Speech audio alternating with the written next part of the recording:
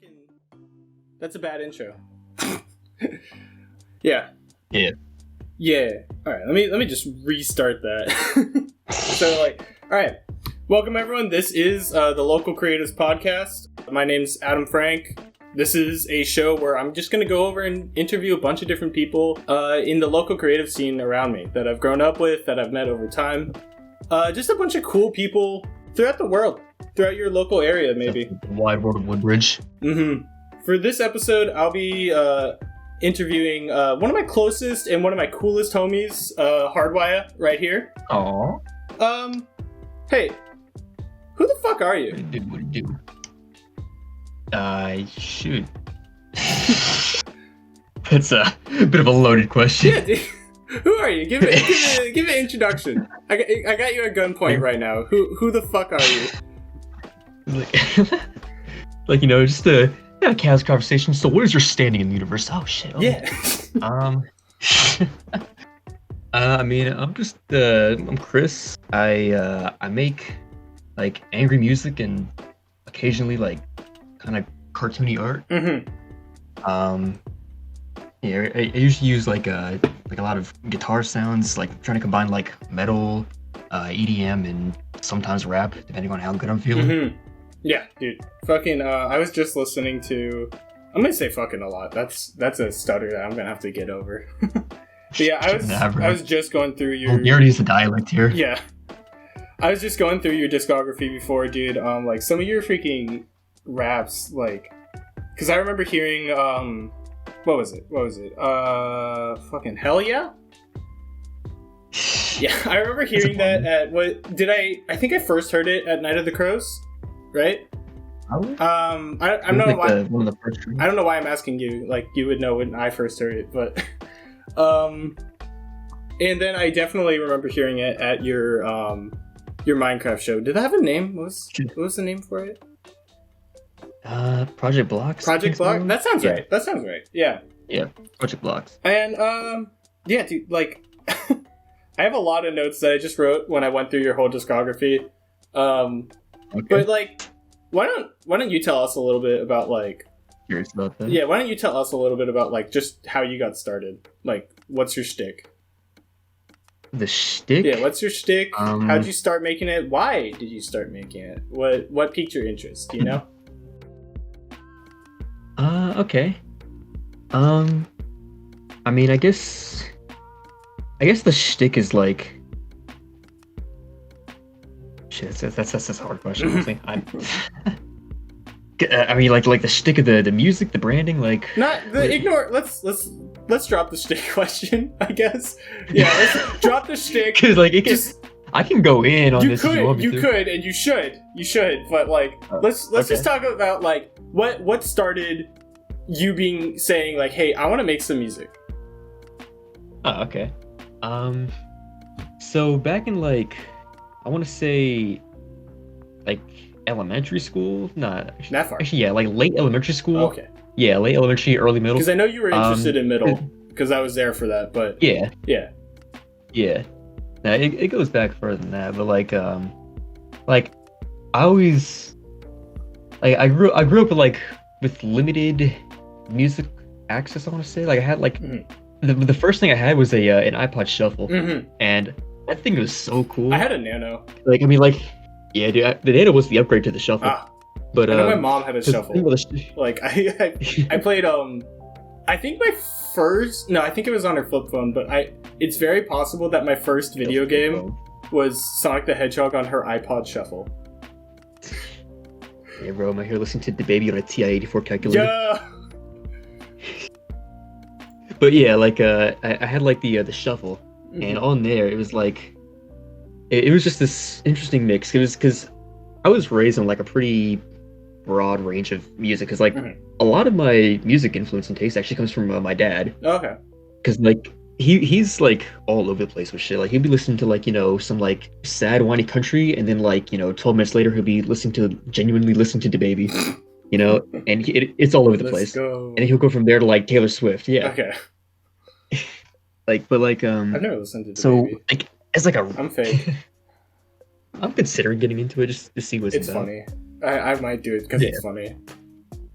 Yeah, I remember listening to the one album, the Kirk. It's actually not that bad. It's just it's different than what I used to listen to. But like early as a kid, I was like listening to country music and like new. Like I was raised on Big and Rich, but also like Linkin Park and Outkast. I remember the Linkin Park. Yeah, and then somewhere in like I don't know, like mid elementary school. Or actually, it was earlier than that. But my dad found this band called LCD Sound System. That's really familiar. What did what songs are they? I'm forgetting. They do like I want to say techno for lack of a better word, but I know it's not that. Is it like what are like some specific songs? Because I could be thinking of half of my brain songs? I'd say I'm thinking of what is it? Electronic Light Orchestra, but I know that's not it. And then the other half is did they do that one YouTube song, the 009 Laser Beam Soundscape or whatever it's called? That is, I have no idea. That's a lot of word there. Okay, I'll have to I know they did Sound of Silver is a good one. North American Scum, I like that one a lot.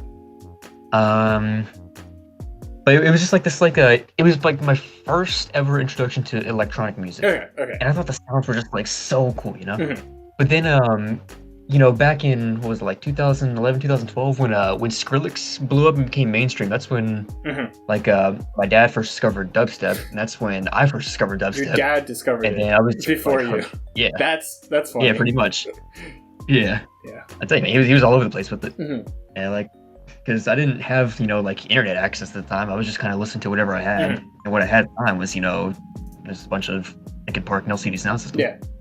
But then after, getting into dubstep, that just kind of took over everything. And then all of a sudden, my iPod Shuffle, that was like, 3/4 dubstep and then a quarter of whatever else, variety. And it was like, that golden age stuff too, the Skrillex Excision, like all remember like the old UKF compilations that Never Say Die? Oh my god, dude! It's mostly UKF. UKF is a freaking acronym that I've not heard in so long. I'm completely blanking on them, but God, that is unlocking memories.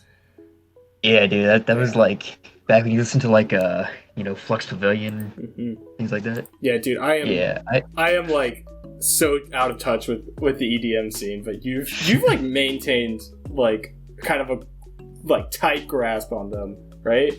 Like, well, I mean, I make the music now, so I guess you could say that. Yeah, that's true.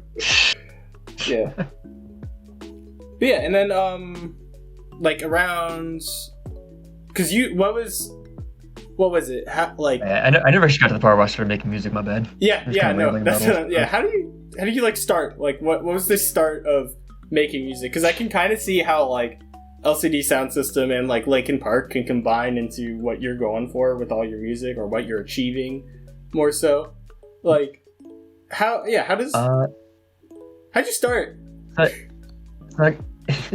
It was kind of it started in classrooms, at school, because what happened is, I would be when I would be listening to music, I'd be jamming out, and then I'd get to the point where I would listen to these songs so much that I would memorize them. And I would get into, go to school, and then, you can't listen to music in class in elementary school. Things changed a little bit in high school when they stopped caring, but in elementary school, you can't have the iPods out. Yeah.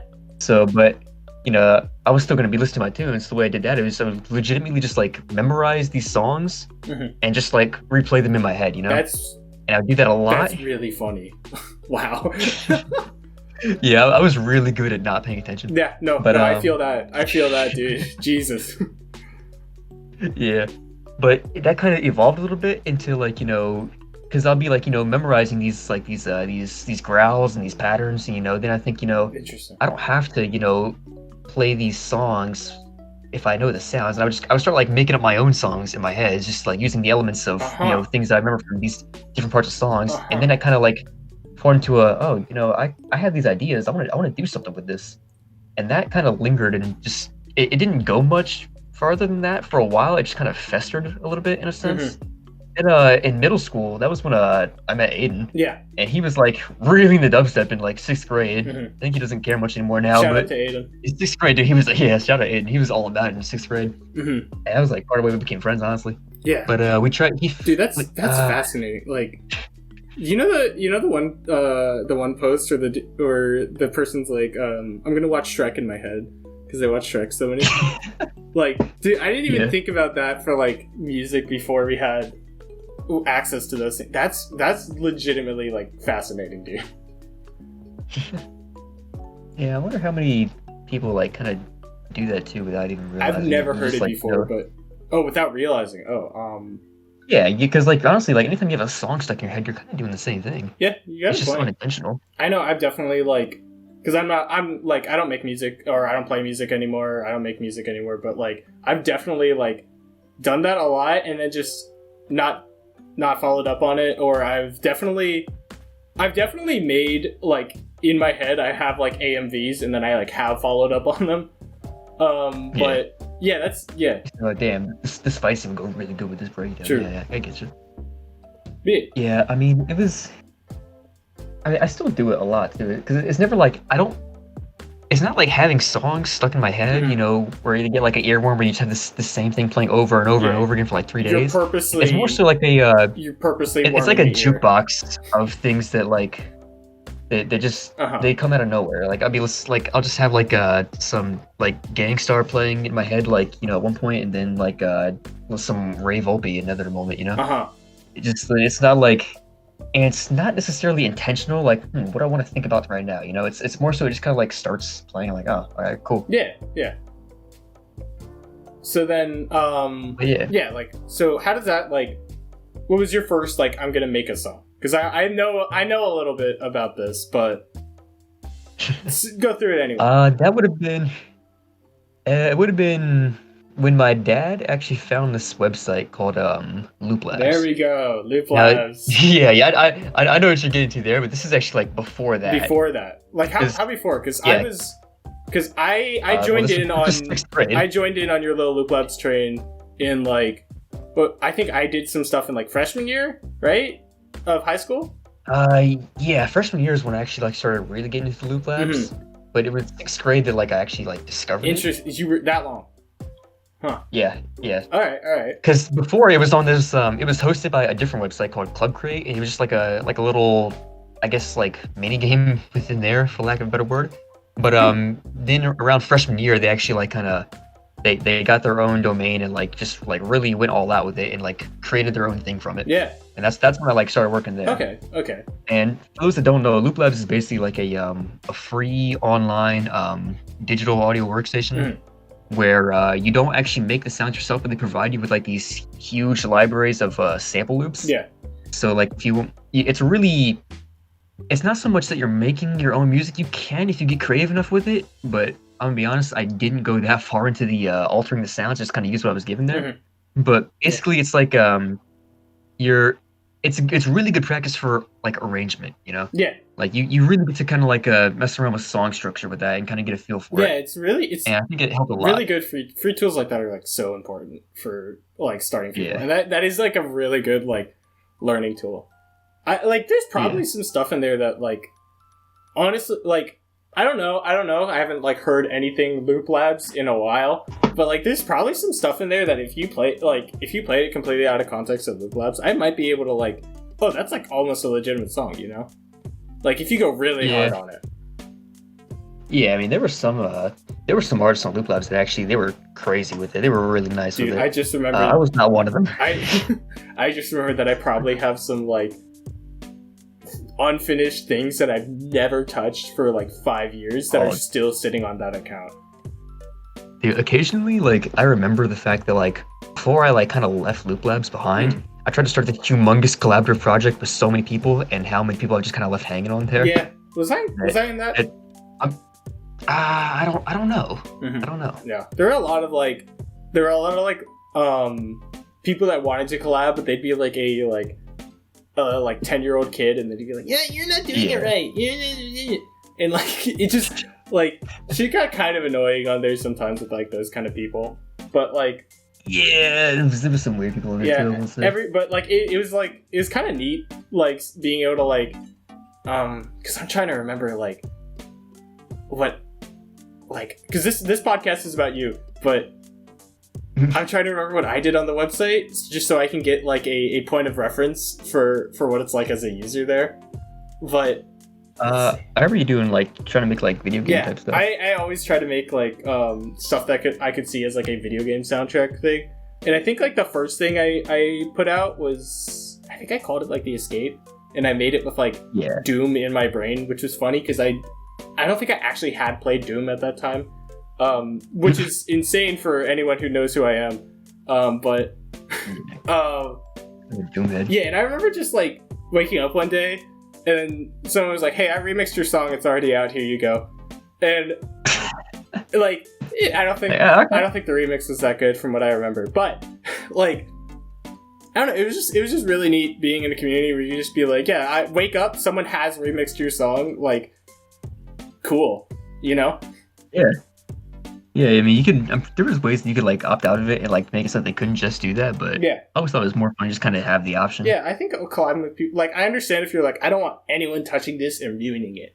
But like, if you just want like see what other people do with your stuff, like that's also just like more exposure too, which is in a way. But like, yeah, really. Oh, dude, your audio just completely changed. Wait, what? Oh wait, no, it's back. I just got a little bit closer to the microphone there. Okay, I don't know if really. The tag that I dropped. No, it was good. It was a good change. Anyway. Oh, do you want me to get closer to the microphone? Yeah, go for it. All right, well, let me move my pop filter out the way. Oh, no. Okay. Yeah, what were we talking about? Yeah, fucking. It was just cool growing up in like a community like that, and shit like that. And how did what was your first? Because did you have any tools in between? Because I don't want to drop Loop Labs entirely because there's a bunch of other stuff we could talk about there. But what was like? Did you have any transition between Loop Labs and FL Studio, or did you just go straight to FL Studio once you got access to it? I mean, there's not really much of a way to transition that, honestly. Mm-hmm. Like, the transition was more so, like, pirating it back in October, like, before I got it for Christmas. You sure you want to admit that? Well, wait, you bought it. You bought it, right? Yeah. I'm legit now, okay. And also, okay, you can put the guns down. Everyone, he's fine. He spent the money. Bro, everybody and their mother has pirated FL Studio at some point in their life. Even people that don't make music have done it just for the hell of doing it. That's funny. But here's what's cool about the business model of FL Studio is that they're well aware of it, and they're not really doing anything to change it. And here's why: because they know that they've made a product that is so great that people that are actually going to use it are going to buy it. Mm-hmm. Like nobody that I don't think anybody that makes music seriously and takes themselves seriously as in music is still using pirated FL Studio. Mm-hmm. They're probably using all kinds of different pirated plugins. I know a lot of people that just don't buy plugins, and I don't blame them because those things are expensive. Yeah. I will say that I do buy my own plugins. Mm-hmm. Don't arrest me yet. But he's fine, officer. He's all okay. Yeah. But yeah. Go on. Like how how'd you just because you pirated it and then eventually you got your own version. But what how did you start figuring it out? Because I remember I bought FL Studio and I looked at it and I had no idea what was going on, and I don't think I ever figured it out. Well, one thing that was nice is that it was a lot like the layout of Loop Labs, mm-hmm. but it was, I guess, I don't know, more. You could do more with it. It was more capable. Yeah, obviously. And more user-friendly. Spend hundreds. There was so definitely in. I hope so. Jesus. I mean, this is before I spent the money on it, Oh well, but but you're supposed to. So still. Yeah. Oh, I see what you're saying now. Yeah. Okay, yeah. But it was definitely an adjustment period. It was not easy because, bro, I remember the first track I made was that Carol of the Bells remix. Oh god, I have a vague memory of that. Yeah. Well, that's unfortunate. It's not worth memory. But I opened up. I actually opened up that project like not too long ago, Mhm. and it is horrifying, dude. God, They, like anybody that like works in music production, if they saw it, they would just like probably vomit. that's funny. I mean, there was. Oh wait, you know what? It wasn't even that too. It was also a like right after that, I tried to do a remix of Hammer Time, Oh, and that was Hammer even Time. worse, dude. I don't remember That was that so one. much I don't worse. remember that at all. That's interesting. I That thought was you were gonna because talk because didn't you try to do a Doom remix? Was it Rip and Tear? yeah, that was after the Hammer Time thing. Okay, That okay, was also not good. not good. Ah, do you have it anywhere? Yeah, I think I do. It's got to be there Is it somewhere. still public But one thing that anywhere, or I've am I gonna have to ask you to oh, privately send it to it me? is it is not Okay, it is not public. okay. A lot of my old stuff isn't public anymore. Yeah. Like I kind of because there's a lot of songs that I made, like because I've been using FL Studio for like years now, Mhm. but I honestly I don't feel like the Hardwired project itself like really genuinely started until like a year ago when I released Wrath. I feel like Mhm. that was the first actual genuine song that really like cemented the Hardwired sound, you know? Yeah, I went through and Because there's before that it was like broad. yeah, because I went through it and there's still a lot of stuff that I really like in that earlier area. Like I'm gonna be honest, dude. Freaking like first off, what was it? Red Alert is just fun as hell. I think like it like Is that still public? I thought I made that it's private. still public. Please, I like Oh it. shit. but All right, yeah. like Red Alert, it's like it was just fun. Like I understand that it doesn't like necessarily sound like a like super professional thing, but because I have like a huge playlist of like stuff that is just like kind of like more that tone, and it's all themed around like Jet Set Radio style because I love that music. And Yeah. I threw that in there because I was just like, yeah, this is fun. This just fits it. It's fun, and like so it, Yeah, I definitely had a lot of fun with yeah, it. it kind of It's a little bit harsh yeah, now. it kind of fits the vibe of more so like just a like game composition more than like a like thing that someone would perform at a concert. And if anyone knows me, I am not saying that game music is less than other music because 90% of what I listen to is game music, and I'm not exaggerating. But like it definitely sounds like it could have been like a like Dreamcast song versus like a like what I just said, something that would be performed at a concert. But I still liked it. I thought it was really fun. Like I remember that Yeah. was one of the first things. Are you the type of guy that would like be like in the car like turning up to the Super Mario Brothers 3 soundtrack? Yeah, dude, that's me. Like that's fucking me, dude. Yeah, yeah. But yeah, dude, I remember freaking Red Alert was one of like the first things of like kind of like a new age of Hardwire in my perception, and I was like, damn, Christian's like In a he way. really kind of going at it now. Like he really kind of getting there, and then like there's some other stuff that like because I listened through the whole everything. Yeah. I'm gonna be dead ass, dude. Giant Enemy Spider is one of my favorite songs of yours. Oh yeah, that is probably like the most well received one up until Adrenaline dropped. The guitar hit goes so hard, dude. Like the guitar riff that you do in the beginning, so fucking sick, dude. Yeah. Yeah. I'm gonna be honest, like before hold on, let me find out where the cutting point was there. Okay. So everything before the remix of the Fallout, Mhm. that was using guitar loops. Like I didn't like actually write those guitars. Those were guitar loops from Splice. No, They still okay. sounded really They cool, do, but like they do. I didn't like write those, Okay, makes sense. And that one was a Everything after that I've written. that one was a collab, right? Enemy Which Spider? one? Oh yeah, it was with this guy Everest. Mhm. Dude, he is insane. Used to Like he's so the way that that collab kind of worked was it was that actually we made the whole thing in like 3 days in a hotel room, Oh, Jesus, and really? it was like yeah Okay. yeah like because basically like I was on a trip. I think it was yeah I don't remember where it was to, Mhm. but I had this idea. And I went on YouTube and like looked up like some like top 10 military robots or whatever videos, and I took it up, and it was like these like it was like these robots that were designed for military purposes, not so much like actual like warfare, but more so like there was like medical bots, there was like supply bots, things like that. There were some like I guess like armed bots for like defense stuff, Yeah. But they were all like built with good intentions. But what I did is I took the audio and I spliced it up and cut it around and made it sound like there was these robots that were just designed to kill people. Yeah, like this fucking giant enemy spider. Yeah, and then I just got the giant enemy spider symbol in there. Like, but yeah, it took me so long. Is that a Germa like clip? Do you know? yes, Yeah? I'm pretty sure I've never watched Germa, but I haven't either. From what I've seen, I'm pretty sure that's from him. Yeah, Germa is like a YouTuber that I've never watched, but like I really appreciate just hearing about him on Twitter. Like, yeah, did you see him just like eat rocks in front of geologists?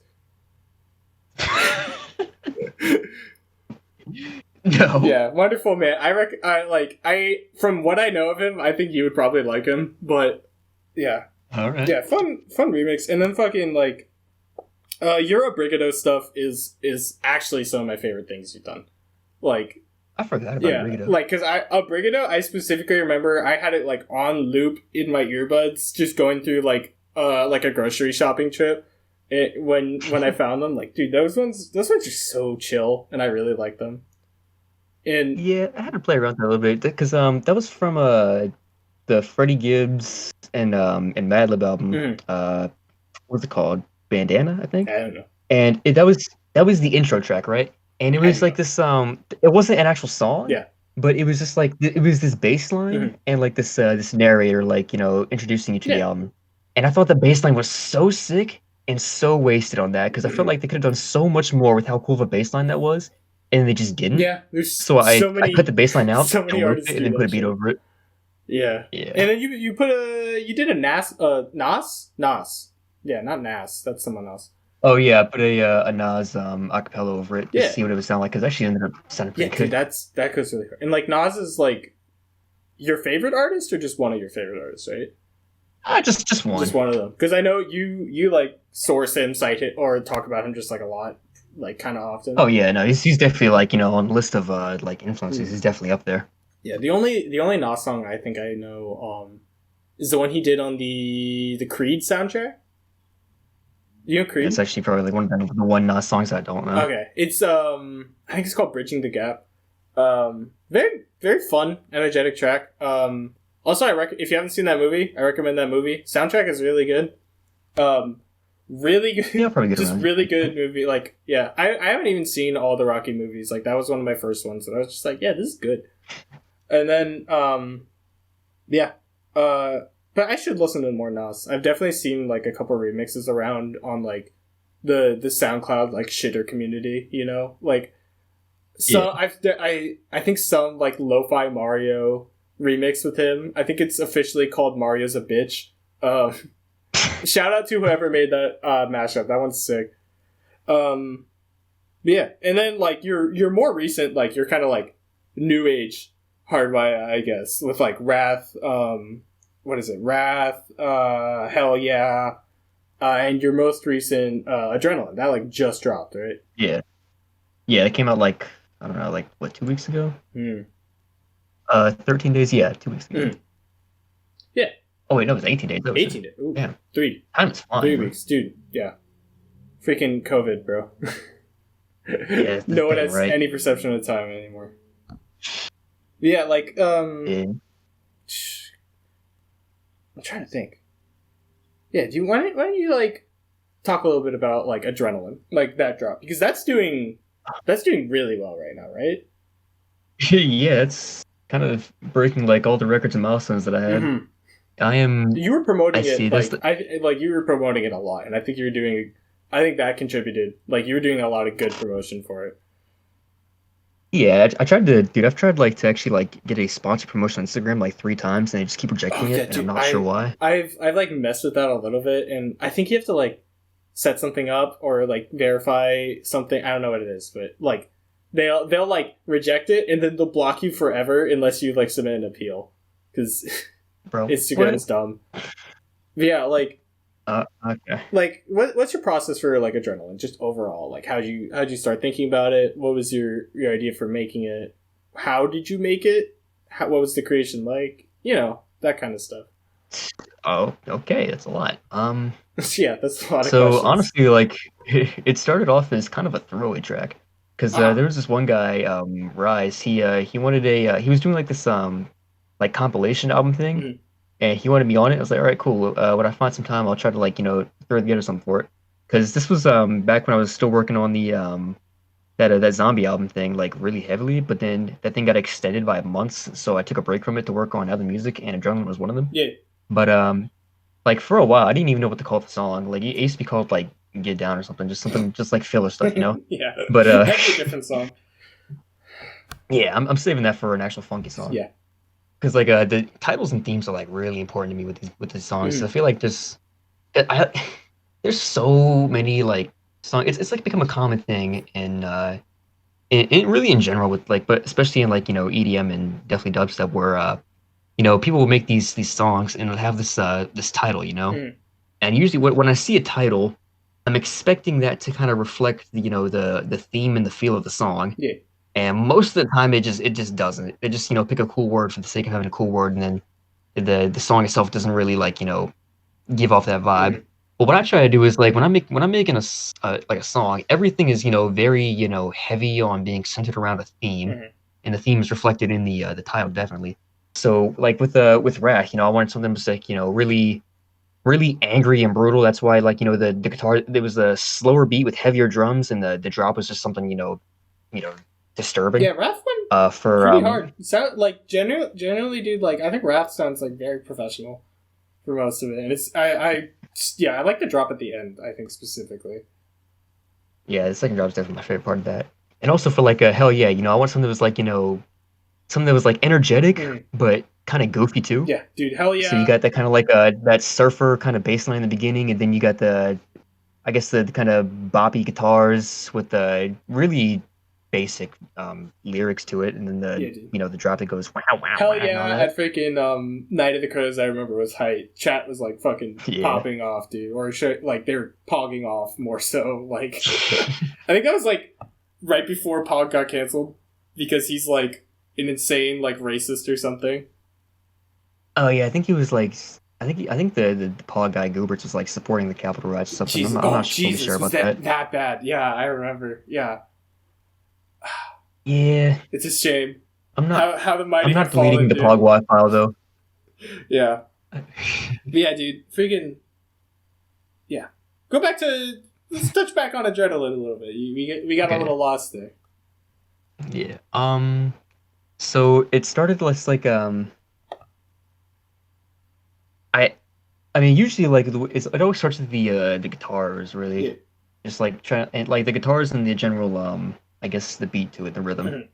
And I wanted something that was, because I really liked what I did for the intro of the Night of the Crows Oh set, yeah, that was where it had fun. kind of like that it it was like a kind of a classic rock one. I wouldn't say classic rock, but it was more of a rock and roll than a metal type thing Yeah, there that yeah. was going on, Mhm. and I kind of like the general feeling that I had, and I really like that drum pattern, that boom. Okay. Like it's really simple, but it has such a nice groove to it. Mhm. Mhm. And so I started doing something with that, and then made that guitar riff, and then I wanted to like I had this I made a drop for it, and it was like really terrible, honestly, because it just because I was trying to make like a dubstep drop, Mhm. and that's when I realized that like I'm looking at this the wrong way. Like this song is it's built differently than a dubstep track. It's not even in the right tempo. I don't think. Okay. So actually, I think it is in the right tempo, but the beat itself is much faster than that. Mhm. So instead of going for a basic dubstep drop, I went for like double timed, like kind of like jump up type thing. And I was thinking heavily about the Split Second soundtrack. I don't know if you've heard that one, but it was that game No, where you like it's like this racing Mhm. game where it's That's like a fun. game show, and your cars have like the ability to like trigger these like traps that are set up in like various props around the Oh, map. that's fun. So That's like fun. you'd be like so like you'd be racing, and then when you fill up your power meter or whatever it is by drifting and doing things like that, Mhm. you can actually trigger basically an attack where you can like you could blow up a building next to the racetrack and knock out one of your opponents, or you could like have a helicopter drop an explosive barrel, Mhm. or if you save up enough power, you can actually do like something crazy like have a helicopter drag a dump truck through a bridge That's or so like cool. blow up a boat. Yeah, dude. That's just some crazy stuff like that. It was an awesome I game. really don't play. But the soundtrack was banging. Yeah, like, I really don't play a lot of racing games, so that would probably be why I hadn't heard of it. Like, dude, I don't even own Mario Kart 8, which is like blasphemous to some people. As soon as they turn it into like essentially Smash Bros. Kart, like I will buy it. I swear to God. But yeah. You ever play Shrek Smash and Crash Racing? I don't know if I have. I don't think so. Dude, I had imagine Mario Kart but Shrek, dude. That was my favorite game on PlayStation 2. I had a Shrek game on the GBA. I remember that was one of my like. That's like a core memory of me. It's just like playing Shrek for GBA. There was also Shark Tale, but I fucking hated the Shark Tale game, so I never played it. But the Shrek one was blatantly bad, but I played it a lot. I don't know why. I thought this is the peak of quality right here. This one, not this garbage Shark Tale bullshit, but like this Shrek game, dude. Yeah, pretty good. Yeah. So, I mean, do you have more thoughts about adrenaline? Or do you want to like segue into a new topic a little bit? I mean, honestly, I don't have much else to say about adrenaline other than that it's I'd say like, for a while I thought that Hell Yeah was probably like one of the best examples of like my music. Like, like if I had to like give somebody like one song to describe, what they're gonna get out of me, I would always say Hell Yeah. And honestly, I think I still would say Hell Yeah, but if I wanted to, actually kind of like keep them hooked, I'd probably give them Adrenaline just because it's, better made. Yeah, I think Adrenaline's really good, dude. And like it really like encapsulates, because you just want to make people like energized, like that's definitely a big part of it. And I mean, like the central, I guess, branding and idea and the behind it is definitely, trying to bring back the kind of the energy and aggression to the music, because that like, really gets you moving. Because like I remember, back in I don't know, like high school, middle school, like when things, I wasn't always the happiest. You'd be there for some of that, and that's not stuff I was proud of there. But it was always listening to like angry music. Like when I'd be like dummy tired or just like not having a good day, I put on like some angry music just to kind of like get me like pumped. Because the idea is that like it's not so much like oh yeah I'm feeling good now, but it's more so like kind of getting you in the mindset, like in the same sense like you'd be putting on that same kind of music for like if you go to the gym, just trying to get yourself angry in the mindset, like like I am a bad motherfucker, I'm not gonna get through this and all that. Yeah, dude. And so I try to like kind of emulate that feeling and what I'm trying to do. I'm trying to make music that can like, if you're feeling good, it'll get you boosted, and if you're not, it'll keep you moving. Yeah, dude. I was definitely one of those idiots, the many idiots who just listens to sad music when you're sad, and like it makes sense. Yeah, but like it does not help, dude. I like to everyone like me out there, to everyone like me out there, like. Love yourself, dude. Please stop turning on like the Joji, the sad shit when you're not feeling well. It'll just make you worse. But like, I actually about to say I'm glad you brought that up, because like that was like that's one of the big things that I want to try and like get working into my stuff like going forward. Because right now, like most of my music, like the whenever I get lyrical with it, the topic is always kind of like it's more so just about me and like how I'm better, like it's got like a lot of underdog stuff where I'm just talking about how great I am or how great I'm gonna be and all that kind of shit. Kind of venting, just be like, like just hold on, man. I'm gonna be good. Just bear with me. Yeah, dude. I want to kind of transform it a little bit going forward, and kind of like, because one thing I've noticed is that there is so much music right now, and what people don't realize is that like music has like such a big influence on the way that you feel. Absolutely. Like whether you like it or not, whether you realize it or not. And there's a lot of music that it kind of takes advantage of that, and not in the best way. Because there's a lot of music that's like it feels like it panders and takes advantage of sad people. Interesting. Without actually like helping them, because like there's so many songs about like, oh, I'm so depressed, I'm fucked up, I want to kill myself, fucking Suicide Boys, and all, like there's all kinds of stuff, I like Suicide and people Boys, eat up, but they love it so I know much. what you mean, like, and they're not even like. I'm sad. not knocking it, right? Like, they're Suicide Boys are like, they're still kind of just like I know angry shit. They got range. It's just like I'm not knocking them at all, and honestly, I think that's not even that good of an example. But like, there's a lot of music that's very depressive, and it's like. they're doing this, and it feels like what they're doing is they're kind of like, because they know that when people are sad, they're gonna seek out sad music, so they make that music, and it feels like they're kind of like capitalizing off of people's pain without providing a solution for it. Instead, they're trying to kind of like provoke it and keep it going because that keeps them listening. That's an interesting take. Yeah, I definitely hear. You I'm know, definitely picking up what you're putting down a little bit. 'Cause, yeah, like people love sad music, so if you make sad music about being sad, people are gonna listen to your sad music and stay sad. Yeah. When you're sad, you listen to sad music. You don't get less sad. You get more Yeah, sad.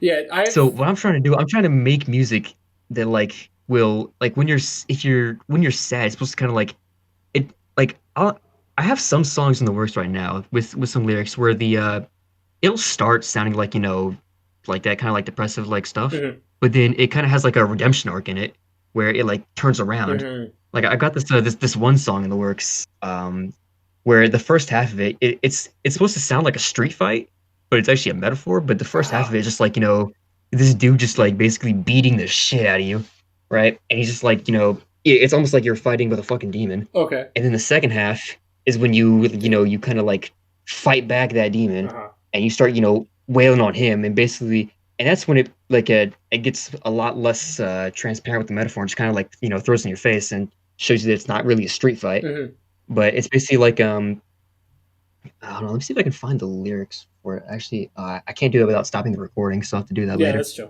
But it's basically like like the first half of it is just like telling you like you're it's just bringing you down, like you're like you cannot stop what I'm trying to do to you, and you just need to end, right? And the second half is like now fuck that, right? I'm in control, and you are nothing more than like a chemical, so like don't even. True. Yeah, dude, I've definitely. And I want to do more things like that. Yeah, I've definitely picked up that like not what you're specifically sourcing, but I've definitely picked up that like shonen anime protagonist mentality where just like, yeah, dude, I'm not sad. I'm the fucking greatest. I'm gonna go kill God right now. No one can stop me. You can't stop me. All I gotta do is just like fucking get better, and that's easy. That's easy shit to me. Like it's not easy shit, but like if you tell yourself that, Yeah. Dude. Yeah, I mean honestly, like right now my music is like I'm just making music targeted at myself because that's a lot of what the whole idea of Hardwiya is that I don't think enough people know about because it's not really out there. But it's just that like I see a lot of Hardwiya like as a character, as kind of like what I aspire to be. Yeah, dude. That's something I love about you and your work, dude. Like you are all in on like your aesthetic, your interests, like, and do you have a genuinely just like fun aesthetic? You own it, like you kind of like own everything you're working towards, and it's fantastic, dude. It's something we haven't like I surprisingly I meant to talk about this earlier, but we haven't even touched on it. Like, how'd you get involved with community mix productions? What is community mix productions? Let's like, because I remember you talking about like getting featured on the channel like kind of early on and how it was like really helping you like yeah. Who are they? What do they do? Tell a little bit about that. Honestly, it's awesome what it is because it's really like it's just one dude in a computer that's just loves music pretty much, and that's the homie Dairoth. Shout out! And a long time ago, yeah, shout out Dairoth. Well, a few years ago, he had he started this channel because like he got into music before I did. He's been doing this for longer, and him and Phobos, who used to be Subnautic for a while, but they were like they were like really small artists, and they kind of found each other, became friends, and we're working on stuff there. And at some point, Dairoth started this promotion channel just because he wanted to like make these mixes and promote stuff, and just kind of like be like one of the like another music YouTuber, because there's all kinds of those. You got like Dubstep Gutter, Ryan Alex, guys like that. Where you got like the song and then the cool edgy background and then the visualizer and all that. People eat that stuff up. Yeah. And he wanted to get on some of that too, just kind of like, but like show like the music that was more his taste. So like kind of like a lot of old Death Step and Minotaur stuff. Okay. And that just kind of grew, and at one point, I think I found one of the videos, and in there was a Discord link, Okay. and I joined the Discord, and this is like, I think this is like kind of before the channel really blew up, because I don't know, we to this day we still don't know what it was, but Dairath put the song Destruction, Mm-hmm. and Mm-hmm. that shit went to the fucking moon, bro. Yeah. Like, I think it has almost 4 million views. Like, Really? not quite, but Jesus almost Christ, dude. 4 million right now. That's Yeah, insane. right? Like, because I haven't. he- Dara's gonna hate me. I have not listened to Destruction yet, which is as someone who knows him honestly, personally. he might love you for that. If you listen to his other music and not Destruction, I think he'd appreciate that more, because it feels like a lot of people only know him for I Destruction. definitely picked that up from him. But yeah, like I know that's his like one of his most popular one, not one of his most popular one. And Is like, definitely. yeah, that's. Yeah. I did not know it was like in the millions. That's insane, dude. Oh, That's yeah. crazy. Honestly, I'm pretty sure that might have been the song that like I actually found that got me into the Discord. Word. But like, this was like before like the whole channel really blew up, but it was like kind of like right there as it was starting to, Mm-hmm.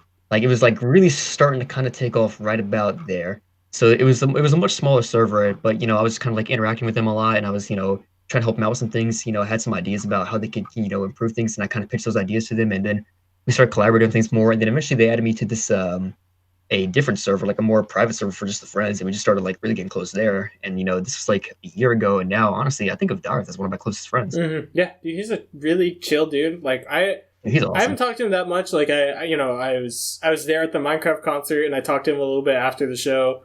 I was and I commissioned him for like a personal like project, and like, dude, he went above and beyond. Like I can't show that. I remember listening to that. That was crazy. Yeah, I can't show that personal project anywhere for like a while, but like he went above and beyond on that. Like he really went like to the fucking moon. Yeah. Yeah, shout out to him. I definitely got to get him on the like Daroth, if you're listening, you're soon, bro. Like I got to get you on this show. But yeah, so like, and then what was the first thing you like submitted to Community Mix, and then like got featured, and then started growing from there? The first thing I submitted was Wrath, but like it was really early on into like where Wrath was. Yeah. And it was I submitted it, and it's like this is like a really cool idea. You should like fix a few things in the mix, and so I fixed a couple things sort of to the best of my ability at the time, and then it got uploaded, and it actually ended up doing like surprisingly well. Yeah. And at the right now, I think it has like 20,000 something views today. Word. Which is like kind of 21,000, and I think that's kind of like that's awesome, but I'm also like kind of like because it's like it's not only is it like my worst mixed track, really? but it's actually it's the worst mixed version of my worst mixed track that is available know you felt online. that way. That's interesting. Yeah, because the one on SoundCloud was that was basically a remix that I did of it. Like what I did is I took the I remixed it and remastered it so that it's the same song, like the exact same song, but I made it a lot more high quality, like because I wanted to kind of like revamp it. So that's exactly what I did. So the Wrath that you hear on SoundCloud is leagues better in sound quality than the Wrath that you hear on YouTube. Yeah. Problem is the Wrath on SoundCloud has 600 views. The Wrath on YouTube has 21,000 views. Yo, anyone, so if you're listening, 21,000 people hearing the wrong version, Anyone, if you're listening, go specifically drop the likes and retweets on the not retweet. This isn't Twitter. Go drop the likes and reposts on the fucking SoundCloud one. We need this boosted, dude. We need to fix this. Yeah, I mean, don't get me wrong. I'm like super like thrilled about that. The fact that like there's even that many people that are willing to listen to it. But it's just like it's these little things that give me sometimes. Yeah. But man, 20,000, that's insane. And honestly, what I'm really proud of is I did a bootleg remix of a Code Pandorum song, and this guy's like he's like the figurehead of Deathstep nowadays, and that thing has almost 10,000 views. And this was way after the like kind of the peak of CMP. Yeah. Because there was a time when like CMP was absolutely booming. I mean, it was pulling in like thousands of views like within like the first day. Yeah, it's surprising how like. And now it's taken some time. It's got to like kind of ease itself into it. It takes more time now just because it's kind of, I wouldn't say it's fallen off because like the subscriber count keeps like climbing, but it doesn't have the same instant appeal that it did. I feel like, Yeah. and I think it's just temporary. It's gonna come back at some point. We just gotta bring back the consistency with it. But it's I don't know, man. It's just cool. Yeah, dude, I got a question. Like, okay, Okay. so I've always thought, like, okay, so in terms of like classification here, a bootleg is when you remix it, but like unofficially, right? Yes. Yes. Okay. So the Pandorum ink, is a bootleg. Yeah. Yes. Okay. So, but your Fallout is a remix. Yes. So the way that works is like really like to kind of differentiate like there's a genuine remix is when you're giving the like the actual stems of the song Mm-hmm. to work with, like the isolated parts. You have the drums separate from Okay. the Okay. the guitars, whatever, and all that. A bootleg is when you take the full song and then you just like you get creative with it, and you like kind of like splice it and cut certain things, and like you basically try to work around the fact that you don't have the separate files Mm-hmm. to make the remix come to life. So, Interesting. and that's what Ink was. Okay. And honestly, Ink is honest. It's barely that, if I'm being totally honest. Because like what it was is I found I the original Ink was like it was like this really chill, dark kind of song that was like heavily based on like a music box and these like really like low, deep kind of guttural sounds. Mm-hmm. And it was and you're not gonna hear any of that in the remix or I guess the bootleg, but I found in a sample pack, I found the music box loop. I was like, yo, I could do a thing with that. So most of really the only elements of Ink that you still get from the original is the music box. And then there were some points where I just kind of like took like the drop from the original song, Mm-hmm. like made it quiet, used as like kind of a filler. But other than that, the rest of it is just it's all me because I wanted to turn Ink into something like much crazier. So I took the melody of the music box and I made this really fat guitar riff like over that melody, Mm-hmm. like kind of like following it. So the guitars are the same melody as the music box, but they're guitars.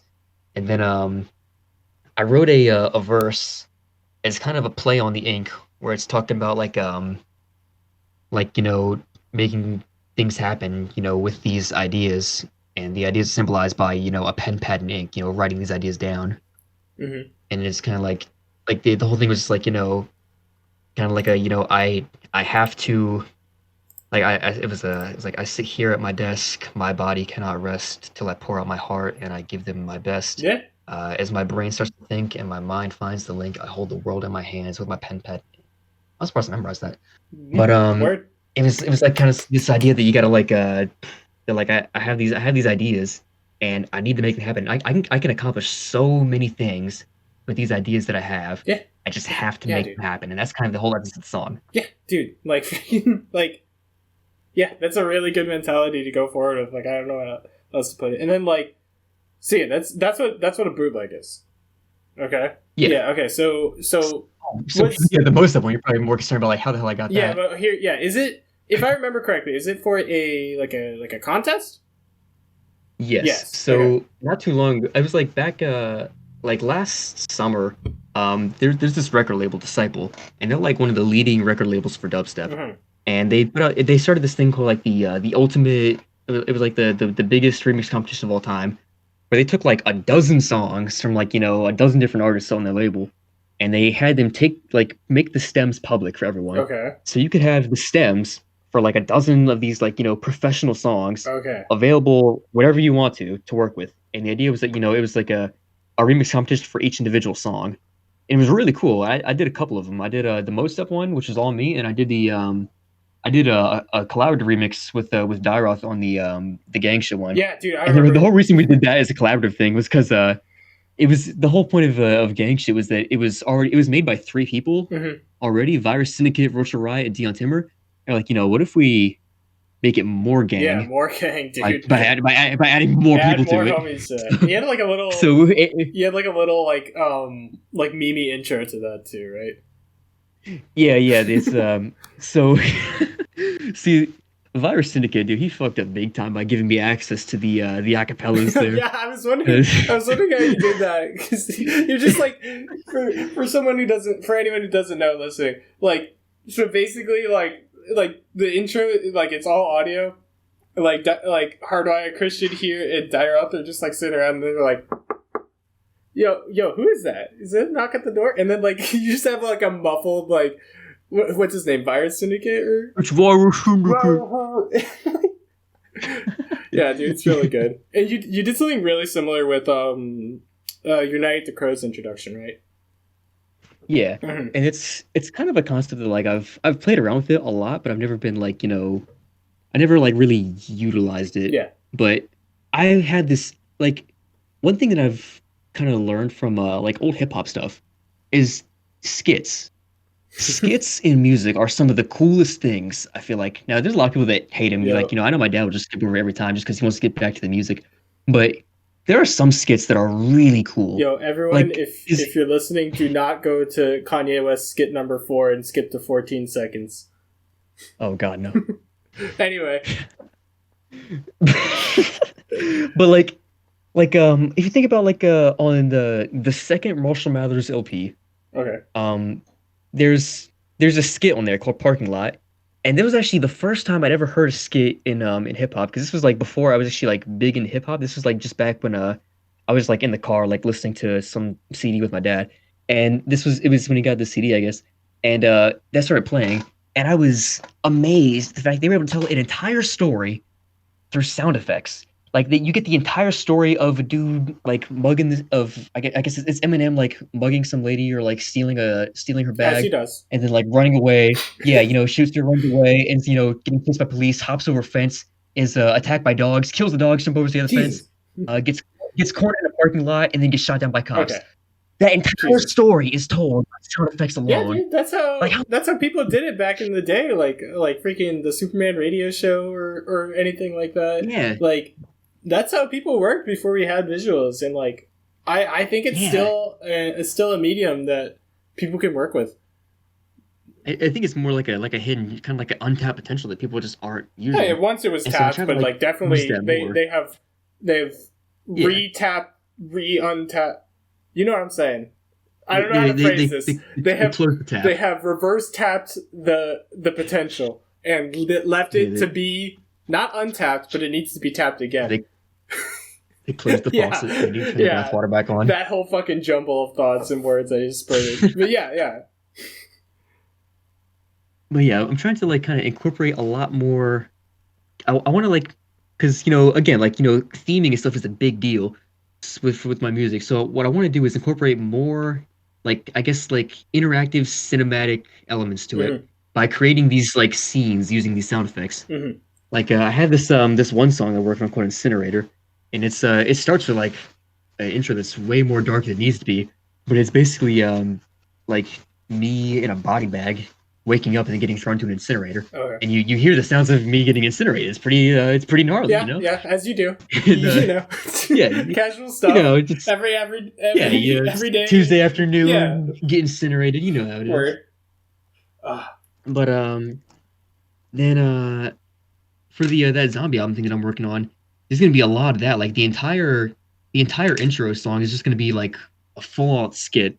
And I'm gonna try and tell this profound story that involves a lot of I don't know, suspense and tragedy, and then work it into what's going to be more of a not so much a goofy album, but like I don't know how to describe it, but the that kind of like genre of action movie where it's like stupid fun, kind of like Guns Akimbo and Wanted, where like the action's like really like it's over the top, and it's not exactly realistic, but it's got such a style to it that it's just so cool. Absolutely. They're just having a good time. I want to try and get that going with this whole thing. So it's going to be a lot of that. A little bit of a topic change here, because I realized I never asked it. Like, you definitely sorted, or not sorted. You definitely, like, cited and sourced. I mixed those two words up there. You've definitely cited and sourced a bunch of different, like, artists throughout this episode and this little talk here. Mm-hmm.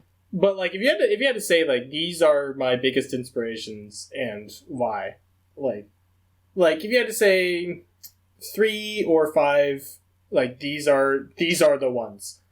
Who would you source out there? Let's see. Definitely Icon for Hire is a big one. Okay. They're like not very familiar with them personally. So like tell me a little bit. Who the fuck are they? Gun to your head. Okay, so if you like Linkin Park, Yeah, I then do. you'll like Icon for Hire. Okay, wonderful. A lot. Okay, so I'm and already like, in. I already have their Spotify webpage pulled up. Yeah. That's not true. Yeah. But one thing that I will say is that like it's a mistake that a lot of people make that I've made myself too. But when you first hear it, your first instinct is to think, oh, Paramore, because it's it's got a female singer to it. Okay. But not only do they hate it, but it's not accurate. Just because like the way Paramore sounds is they're like their whole thing is more like kind of teenage angst or whatever it is, whatever they were talking about, high school relationships like back then.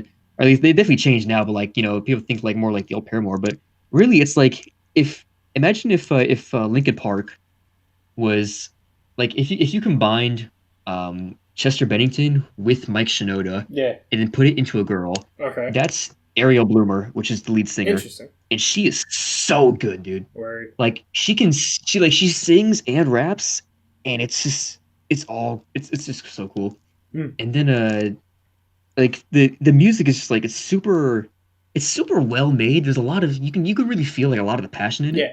Like the last album they put out, Amorphous, I can easily say I don't even say it lightly, but I can still easily say that like that is one of the greatest pieces of music I've ever heard. Interesting. I think was that who you were posting about the other day, or a little bit ago? Probably yeah. Someone, yeah. Because when I listened to that thing, I was just blown away, just because the way they evolved. I mean, like I mean, you can be like super hyped and super sad at the same time. It's crazy what they do with it. Yeah. It's wonderful. Yeah, we're definitely. But that's definitely a big influence. We're definitely gonna go a little bit over time because I want to keep talking because usually I wanted this to be about an hour, but like I just want to. I don't care. I don't care anymore. Let's just keep going, dude. Like I'll try and cut it at an hour and a half just so it's like more listenable maybe, but like still like. Yeah. But anyway, like I don't want to. Are we an hour right now? Yeah, we're at about an hour, just under, I think.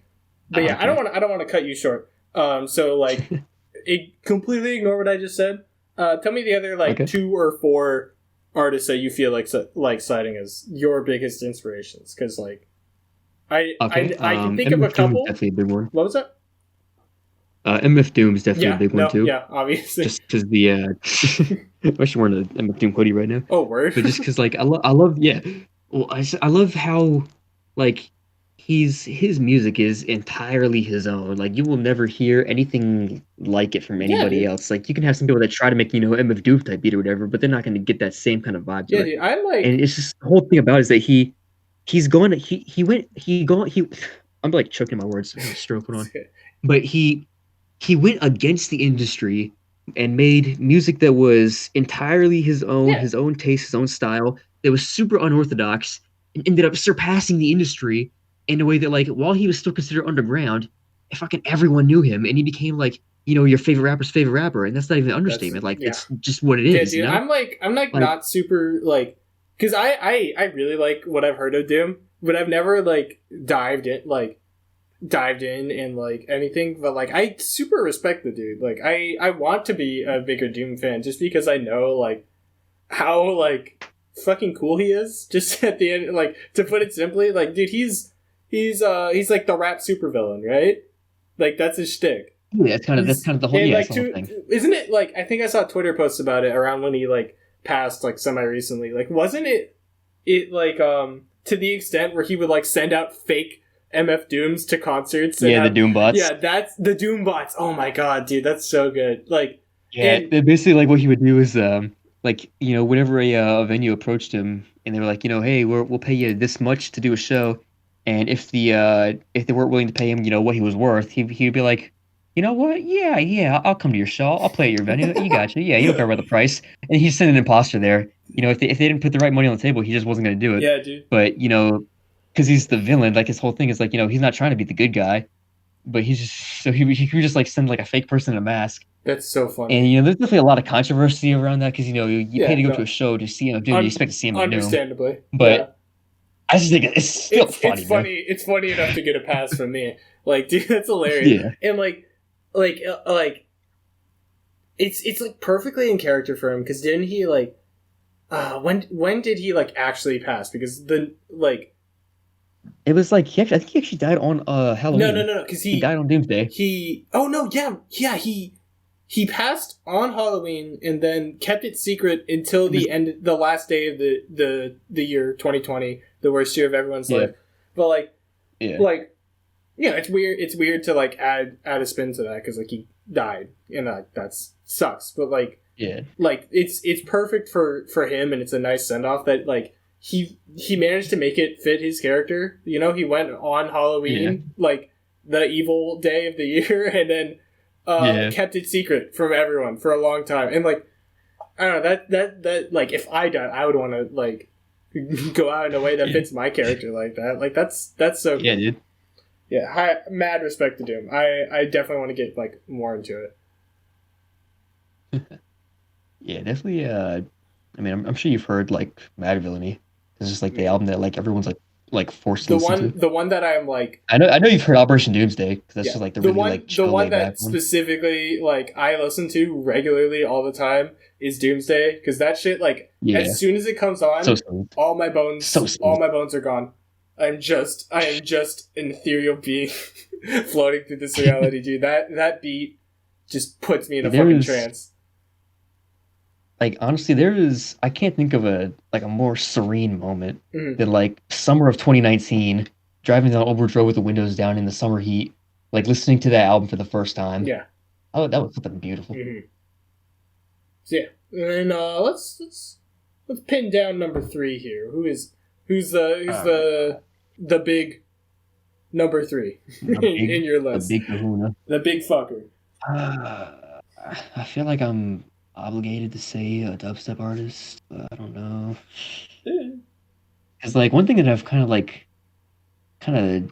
don't know, I guess been made aware of, I guess if best way to put it, I mean like the past few months is that like I'm not, you know, people always say don't meet your heroes, and there's been some things that's happened like within the community of like, you know, the big leagues. It's made me like really see some of the true colors of some like the people that I used to look up to, and it's like, damn, is this how you doing it? Yeah.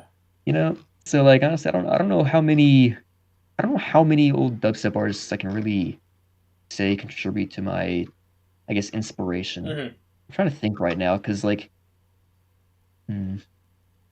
I one thing that what I would be inspired by in a dubstep artist is someone that like, you know, stays true to their own sound. It doesn't, you know, sacrifice it for the growing industry, which is what a lot of people have done. So it's really hard to come by. I mean, it's like kind of the heart of like my whole project is just like half the reason I started making music is because I was just disappointed in the music that was coming out. I was like, all right, if you're only gonna do it right, I'm gonna do it. So I just started making music. All right, yeah, so, that makes sense.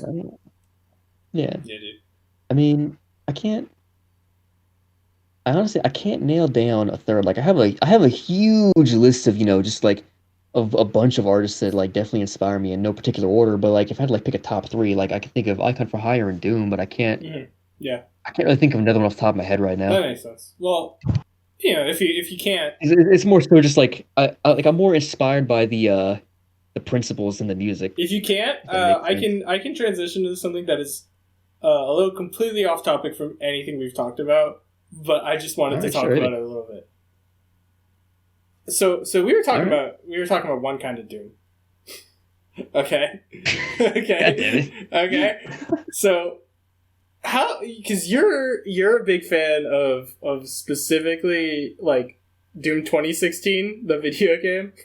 I have to talk about this just a little bit because like my closest circle of friends, only like 2 of them play it. And I need to talk, dude. I'm always looking. You got Doom fever. Yeah, I always have Doom fever, dude. Like first, because I remember like you were the one that like told me like, yeah, dude, listen to the Doom 2016 soundtrack, and I don't think I ever like really got around to it for a while, but for people who know me, when I did, oh boy. It was like a I own it on vinyl. I have already ordered like hundreds of dollars in Doom merch. Like, dude, like it was like hitting musical puberty. Yeah, dude. Fucking but yeah, because like I wanted to talk about this a little bit because I thought it tied into you in an interesting way because because you're very specifically into Doom 2016 and its aesthetic, and from what I remember, you were less into Eternal, right? To an extent. So, like, yeah, like I don't dislike the Doom Eternal style. Yeah. I feel like it's wildly different than the Doom 2016. Because it's like Doom 2016 was way darker, Mhm. and more like it felt like you were really like in a base that was engulfed by hell. Because Meanwhile, Doom Eternal is it feels my more like favorite, it's a lot more comic, yeah, and like that's not a bad thing. Like I'm all about some comic action, but it was such a jump that I was like, oh, okay, this is new. yeah, dude. Eternal is definitely like, because I love everything from every Doom. Like even 3 I like to a good extent, but like Eternal is definitely like my favorite aesthetic, just because they were like, yeah, fuck it, with literally everything, and they went off the walls, and I love the like lore extensions and everything. But like, yeah, like Doom 2016, and I've definitely heard opinions in the community, and I'm not gonna, for anyone who's listening, I'm not gonna talk about Doom forever like I would normally, but like I want to tie it, because like Doom 20, because you have a very like almost like industrial like kind of aesthetic to yourself, right? Is that a good way to put it?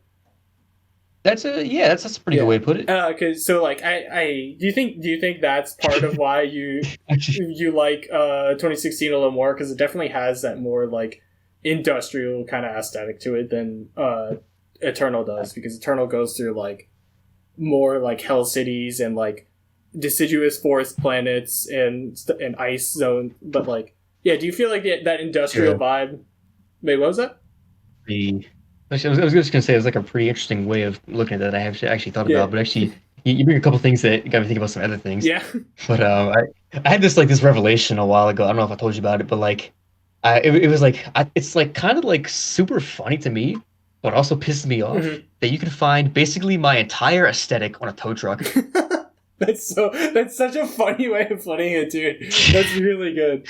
You're down the interstate, you see like this, you see like a typical tow truck, not like the basic one, but like the cool ones, where they're like the big beefy wreckers who have like the really bright like kind of flame paint job, and they got like the diamond everywhere, it's all shiny, and they got like all the caution stripes. Man, God, that is a funny way to put it, dude. That's really, God. I ain't even mad because tow trucks are cool, but like, man, I really gotta be a tow truck, bro. Dude, my man's out here liking tows. Yeah, dude, But I think there's some truth to what you say about the I guess the appeal there, and I think it's not so much just like the industrial aspect, but more so like I really like down to earth realistic sci-fi, and I am not super fond of the more mystical sci-fi. Okay. That's why I love zombie movies like a lot. They kind of like the whole concept of like things like that, and like apocalypse movies where it's just like the world falling apart, because you can actually kind of like you can kind of see that kind of happening. I find it really interesting, the idea of like what happens if the world that we live in is wrecked, I definitely need to and the thing about like kind of higher fantasy like like Doom Eternal and like or like Lord of the Rings, things like that, is that like there's a certain separation where you can't really see it happening, okay. Just because of what it is. Yeah, dude. Like I definitely need to, I definitely need to go rewatch it, because it was way past midnight when this happened. But I remember you were like the first one to show me like Train to Busan, and like just because you really like that kind of vibe and stuff. I'll watch that again right now. Dude, let's go watch it after the podcast. Let's just go cook up a freaking screen share on Netflix, bro. But yeah, like, yeah, and you know what else? It's like a smaller thing. That might also tie into your aesthetic. I remember everyone's favorite Pokemon, if they ever told me. Isn't yours Onyx? If you had to pick one. Yeah, I do. Like, I remember giant ass rock snake. Hell yeah! Yeah, and that like kind of also ties into your like more a little like it's a little bit like construction sitey, Yep. Yeah, that kind of fits about. Yeah, dude, you really got like I'm a tow truck man. You really got a good aesthetic for yourself, and like if you gotta be a tow truck, dude, you gotta be a tow truck. It's just sometimes you just gotta be a tow truck. You just gotta be a really cool ass fucking tow truck. Yeah.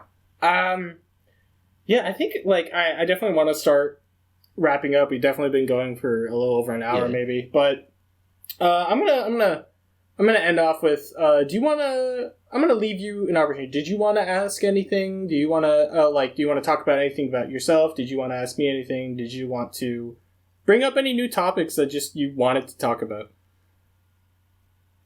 Let me think about that for a second. It's like I'm really bad like the on the spot stuff. No, that's fine. But that's all right.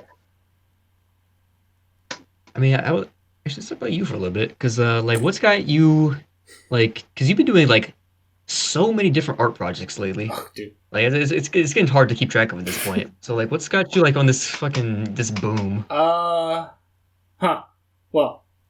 if I could just no one can see it because I don't have a camera on, but I'm just kind of doing the shoulder sweep motion, brushing the dirt off. If I could talk about myself just a little bit. Fucking. Just say what you need to say. Huh? What? What? Okay. Huh? Anyway, I don't want. Yeah, like, dude, fucking. I just been going mad ham. Because I've been darting back and forth between a million different disciplines for forever. Like, for people that know me, I spend a lot of time, like, I want to be a musician. And then just at one point, I was just like, I can't do it. I can't do it anymore. I don't enjoy this actually anymore. Like, I think just it kind of sucks to say, but like imposter syndrome kind of like caught up to me. You know what I mean? In like the worst. I kind of say that. Yeah, in like the worst way possible. Like, music became the hugest source of anxiety for me. But then I was just like, It's not about like what you think you want. It's just you gotta like just kind of work with what you know you want. Yeah. So don't try and force something that's not there. Yeah. So I was working with that, and then like, yeah, I tried joining a bunch of different like local bands. Nothing worked out. I was never feeling anything. I just too much anxiety, and then like. I think, like, shout out to the homie Anthony, because you really actually jump-started this, my dude, but, like, I specifically remember I was just doodling on a paper in math class, and Anthony was like, Adam, I really like your art style, and I was just like, I have one of those?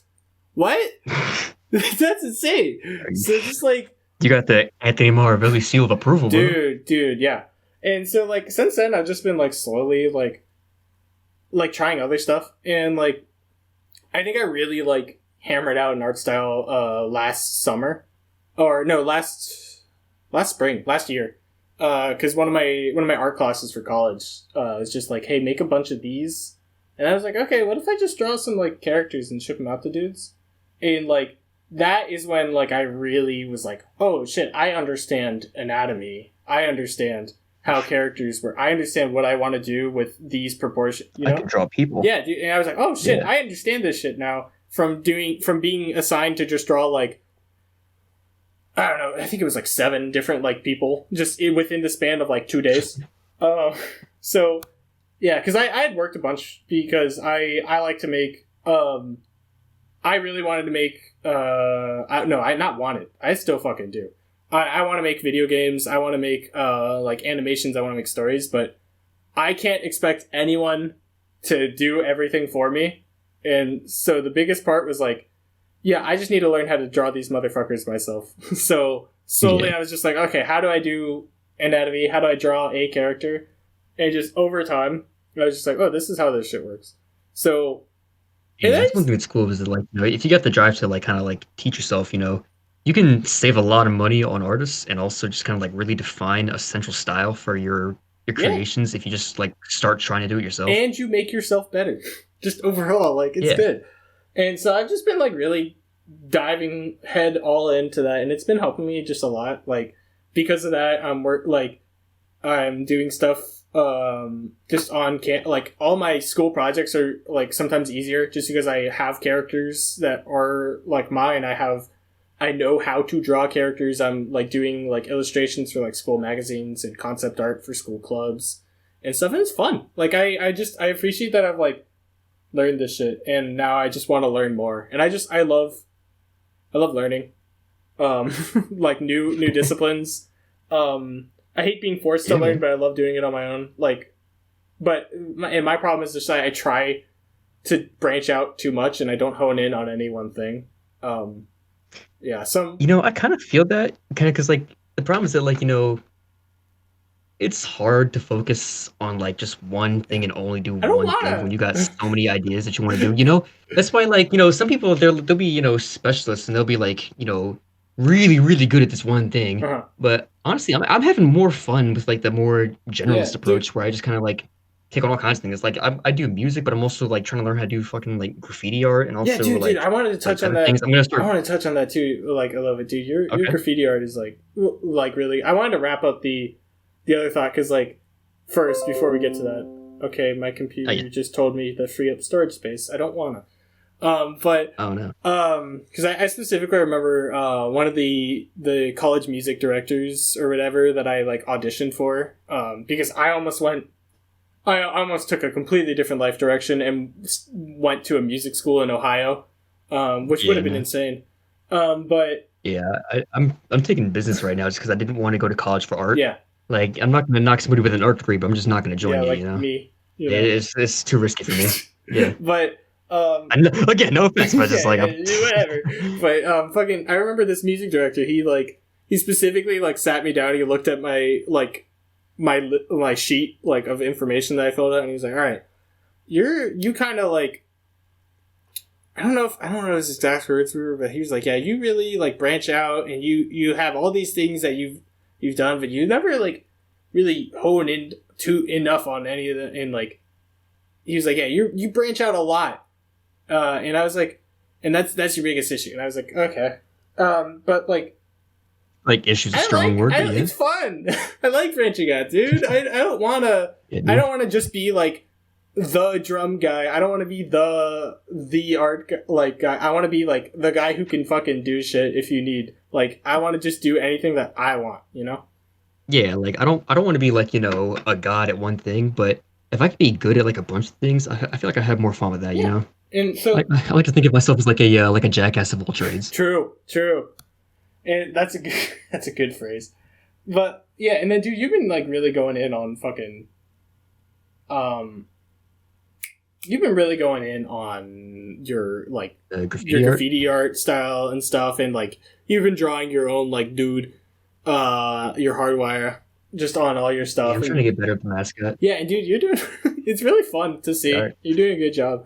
Like yeah, I got like a whole like it's like a whole like little universe and like plot and story written for the mascot. It's just I don't have time to tell it right now, but like maybe at the time I can get to that. No, it started to be very beginning, page 1. Keep the whole story now. Go in the last 5 minutes of the podcast.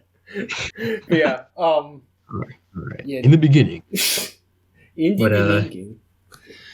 But yeah, the graffiti thing is just because I don't know what it really was that kind of like I guess that made the connection, but like. Graffiti itself has a lot of the it has a lot of the character that I look for, and it's like it's a lot. It's very it's gonna sound corny saying it, but it's got that kind of rebellion aspect to it. Absolutely. Where it's just like dude, I love that like street graffitis. It's like you're putting this beautiful art on things that shouldn't be on. You're not supposed to put art on. Yeah, but like why not, right? Like I get that you want a boring building, but no. Yeah, dude, I definitely vibe with that graffiti aesthetic a good amount. Like, I fully get what you're saying. But there's also like the whole like the idea of just like this really, it's super colorful, super vibrant, but it's also like got this kind of cartoony feel where it's like big bold outlines, but also like it's flat, but it also has depth at the same time, just from like the way you work the colors and blending and shading and all that. Where like because like you make it look deliberately flat while still not being just like plain. It's a really interesting style and I really like it, so I'm trying to get good at it. You ever weird question not weird question, but like you ever tried Jet Set Radio? That's graffiti the game, dude.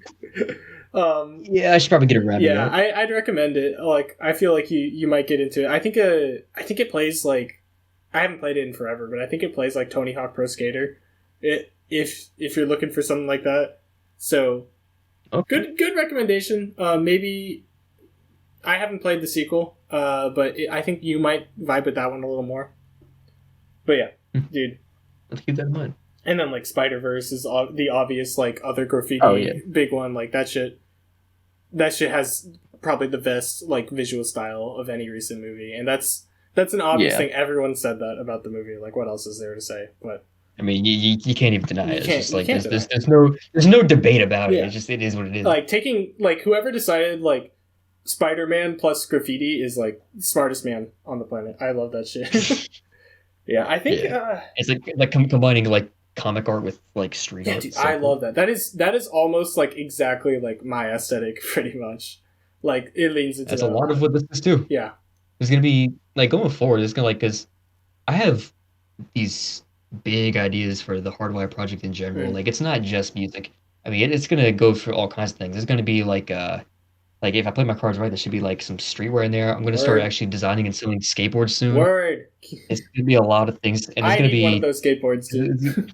I need like a normal. Get designs going. I need a normal board because I have like kind of in between a skateboard and a longboard, and then I have like a I don't know what it's called, but and then I have like that really expensive limited edition Pokemon board, and I don't want to attempt to do tricks on that. Because if I break it, I'm done. That's a wall board. Yeah. That's a poster. Yeah. I definitely ride it still, but I do not want to have even a chance of breaking it. But I want to learn tricks because I played Tony Hawk over the summer and for the first time, and I was like, okay, now I want to learn tricks on this board.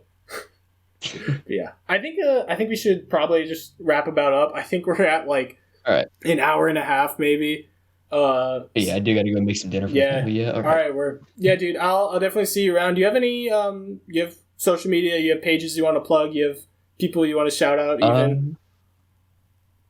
I mean, I got a link tree. Which is just like it's got all my links on there. Okay. I can plug that. You can plug that. I'll leave that in the description. But what are you on Twitter? What are you on Instagram? Like, where are you on obviously SoundCloud and Spotify and YouTube? Like so your boy lucked out and managed to create an alias that nobody had thought of or used yet. So it's just Hardwiya everywhere. Hardwiya everywhere. Like I don't gotta add anything to it. It's just Hardwiya. Like you looked it up, you're gonna find me. All right, yeah. Everyone, go take a fucking look at that shit right now. Go. And that's HARDWIYA. Yeah, that's spelled right, I think. Yeah, dude. Hardwiya. Everyone, go listen to that dude. Right now, this dude, go stream Hardwiya, and yeah, I don't know what else to say, dude. Like, go support this man. Go support your local artists, and to wrap up, more importantly, go support this man with his podcast endeavors. Oh yeah, I guess with the take your credit. Yeah, dude, freaking thanks everyone for listening. Like this will probably wrap up. Let me know what you think. If you are a local artist, you're a small-time artist, and you want to take some time and talk to me if you want, I guess. I don't know how else to put it. If you want to get featured on this podcast, send me an email. I'll leave that in the description. Send me some of your stuff. Just talk to me if I know you also. But, yeah. That'll wrap up the first... Send me $13 exactly. True. No, don't actually do that. I don't want any money. Thanks everyone for listening. This is the Local Creatives Podcast, episode 1.